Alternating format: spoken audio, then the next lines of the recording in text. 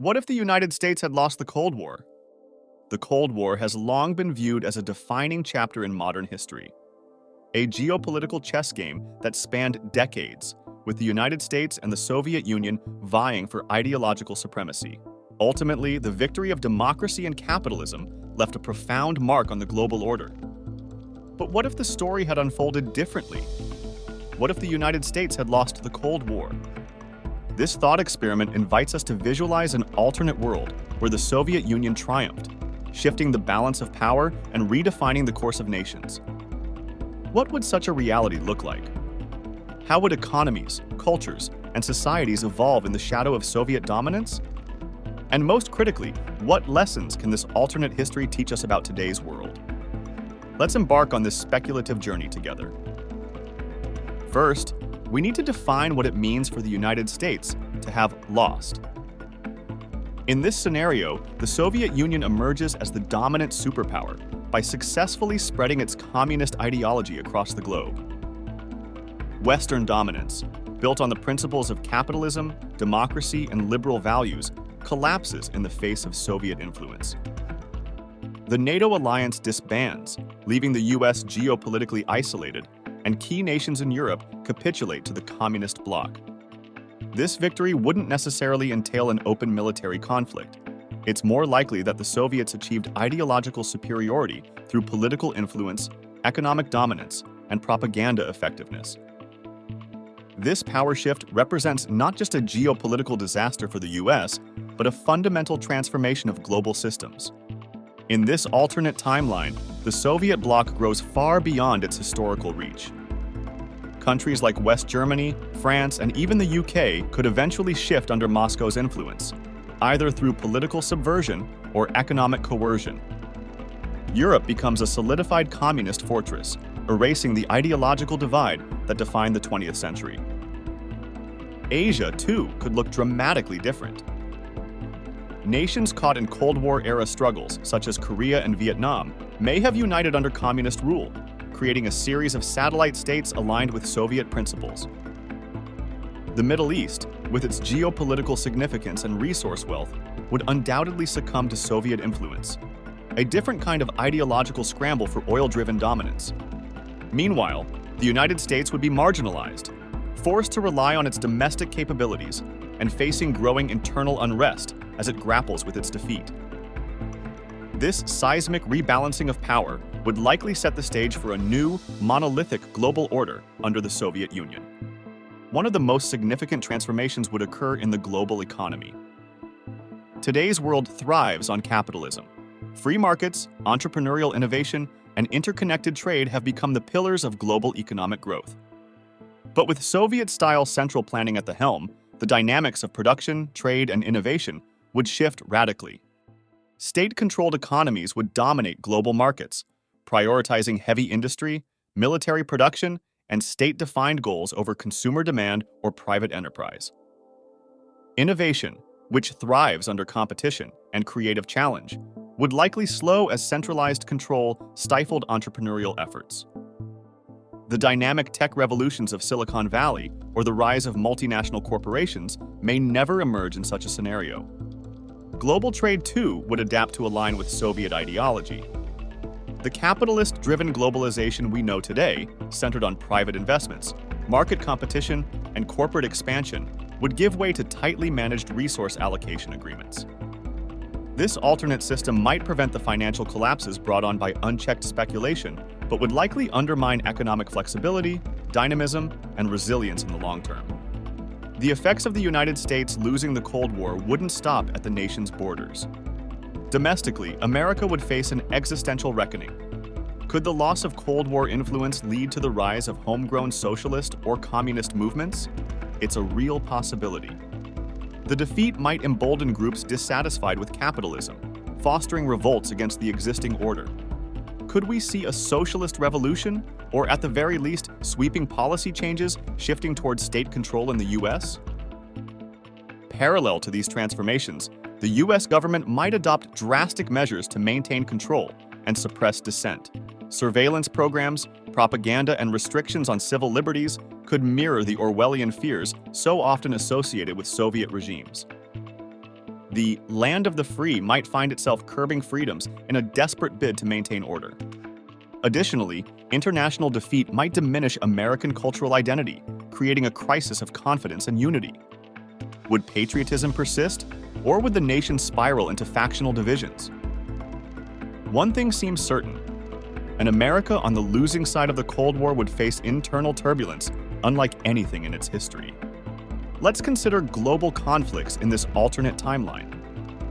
From Vietnam to the Middle East, the US and its allies waged numerous indirect skirmishes that defined Cold War-era politics. A Soviet victory wouldn't merely shift these dynamics, it would completely rewrite them. In Vietnam, for example, communist control might not end with that nation alone. An unchecked Soviet victory could inspire rapid revolutionary movements across Southeast Asia, potentially drawing other nations into the fold. The domino theory, long feared by US strategists, might come to fruition under these conditions. The Middle East, another critical battleground, would also be profoundly altered.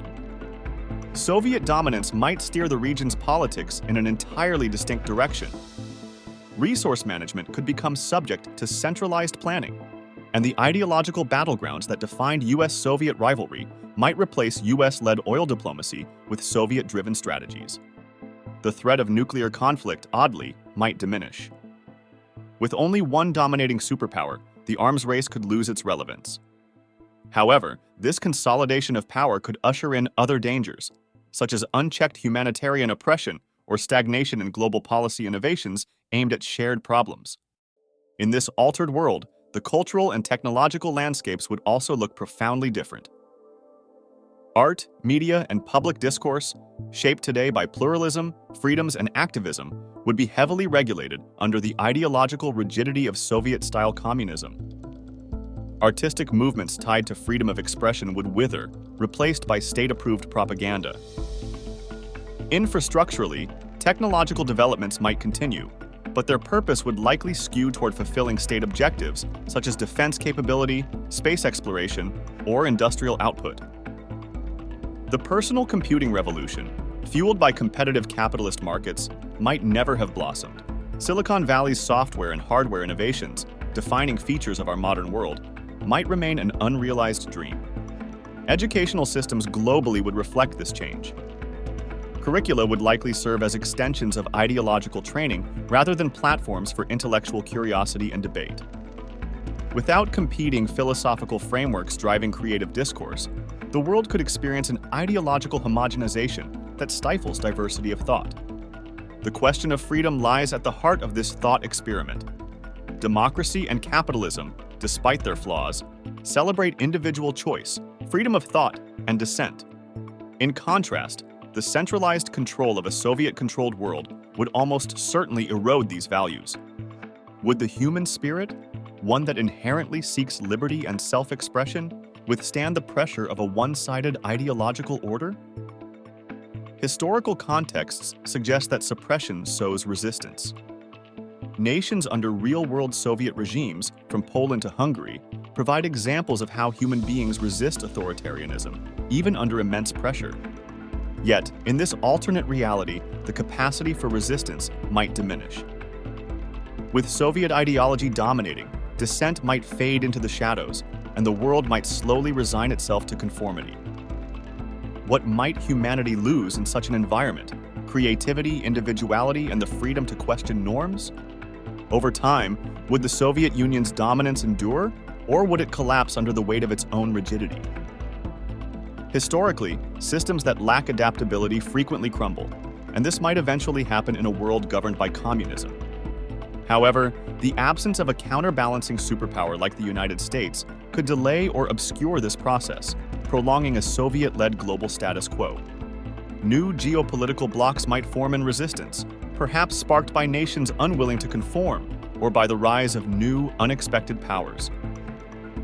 Could we see a second Cold War emerge, this time led by former Soviet allies against Moscow itself? Or would this alternative world stagnate under an overwhelmingly dominant ideology? Ultimately, this speculative future raises profound questions. Is diversity in governance and ideology essential for the survival of human progress? What does a hegemonic world lose in its pursuit of unity? Exploring what could have happened had the United States lost the Cold War allows us to reflect on the fragile nature of global power dynamics. It reminds us how precariously history balances on individual decisions and turning points. The ideological battle between capitalism and communism might be over, but new struggles loom, whether between superpowers vying for dominance or between collective concerns and individual liberties. This alternate history underscores the importance of fostering a multipolar world, one not defined by monolithic control, but by competing ideas that challenge stagnation and drive innovation. It urges us to learn the lessons of the past while remaining vigilant about new forms of domination, whether ideological, technological, or geopolitical. As political analysts, this thought experiment asks us to contemplate not merely the what-ifs of history, but the why-nots of the present and future.